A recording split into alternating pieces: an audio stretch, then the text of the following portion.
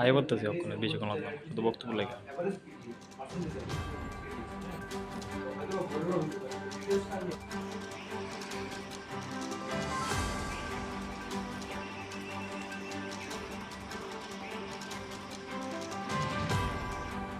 Teliamura RD ব্লকের অন্তর্গত বিভিন্ন এলাকার নানা সমস্যা সমাধানের দাবি ভারতের ছাত্র ফেডারেশন, উপজাতি ছাত্র ইউনিয়ন, ভারতের গণতান্ত্রিক যুব ফেডারেশন ও উপজাতি যুব ফেডারেশন তেলিয়ামুড়া বিভাগীয় কমিটি ব্লকের বিডিওর নিকট 9 দফা দাবি সনদ নিয়ে ডেপুটেশন প্রদান করে। বৃহস্পতিবার সকাল 11টায় এই দাবি সনদ নিয়ে এই ডেপুটেশন প্রদান করা হয়। উপস্থিত ছিল ভারতের ছাত্র ফেডারেশন, উপজাতি ছাত্র ইউনিয়ন, ভারতের গণতান্ত্রিক যুব ফেডারেশন ও উপজাতি যুব ফেডারেশন তেলিয়ামুড়া বিভাগীয় কমিটির নেতৃত্বরা। যে সমস্ত দাবি নিয়ে এদিন আন্দোলন করা হয় তাদের মধ্যে ছাত্র স্বল্পতার অজুহাতে ব্লক এলাকার একটিও বিদ্যালয় বন্ধ না করা, ব্লক এলাকার বিদ্যালয়গুলোতে শিক্ষক স্বল্পতার নিরসনে দ্রুত শিক্ষক নিয়োগ করা, নেশা কারবারিদের বিরুদ্ধে ও নেশা সাম্রাজ্যের অবসান করতে কঠোর ভূমিকা গ্রহণ করা, ব্লক এলাকার গ্রাম পঞ্চায়েত ও ভিলেজগুলোতে অতি সত্বর রেগার কাজ প্রদান করা, রেগার মজুরি বৃদ্ধি করা এবং কাজ সম্পন্ন হওয়ায় পর শ্রমিকদের দ্রুত মজুরি প্রদানের ব্যবস্থা করা প্রভৃতি দাবিগুলো ছিল উল্লেখযোগ্য। বামপন্থী 4টা ছাত্র যুব সংগঠন,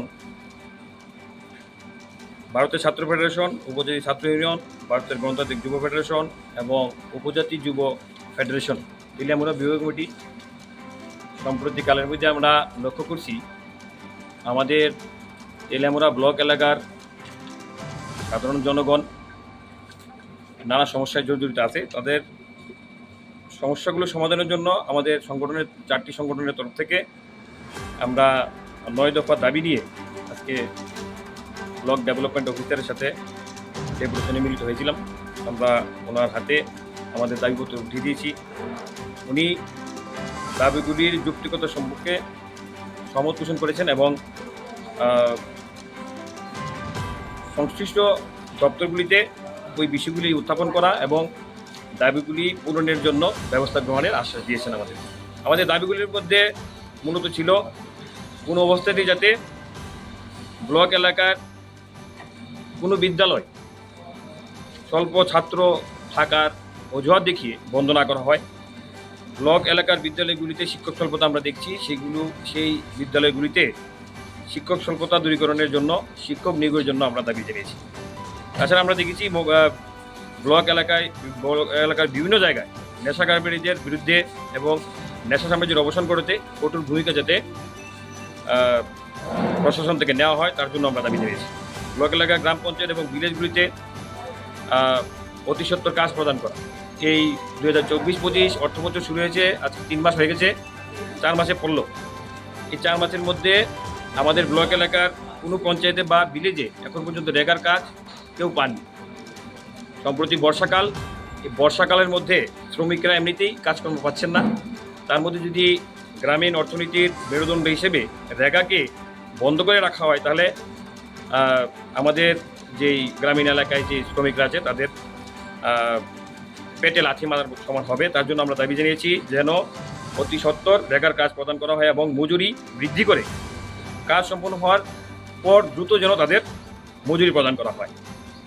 তাছাড়া ব্লক এলাকার বিভিন্ন পঞ্চায়েত ইদানিং আমরা দেখেছি দু একটা পঞ্চায়েত বিভিন্ন দাবি দাবা নিয়ে জল, রাস্তাঘাট এসব নিয়ে পঞ্চায়েতের তালা পর্যন্ত দিয়েছেন পঞ্চায়েত এলাকার নাগরিকগণ। তো তাদের সমস্যাগুলো বুঝে সেই সমস্যাগুলো সমাধানের জন্য আমরা রাস্তাঘাট এবং পানীয় জলের সমস্যাগুলো বিশেষ করে দ্রুত সমাধান করার জন্য বিডিও সাহেবের কাছে আমরা আবেদন জানিয়েছি। তাছাড়া রয়েছে সামনে আসন্ন ত্রিস্তর পঞ্চায়েত নির্বাচন, সেই নির্বাচনকে সুষ্ঠুভাবে সম্পন্ন করার জন্য সর্বত ব্যবস্থা গ্রহণের দাবি আমরা বিডিও সাহেবের কাছে জানিয়েছি। আমরা দেখেছি পঞ্চায়েত নির্বাচন ঠিক সময়কালেই হচ্ছে বলেই আমরা ধরে নিতে পারি, কিন্তু বিগত 3-4 বছর ধরে পেন্ডিং থাকা এডিসি ভিলেজ এলাকার ভিলেজ কমিটির যে নির্বাচন, সেই নির্বাচন পেন্ডিং।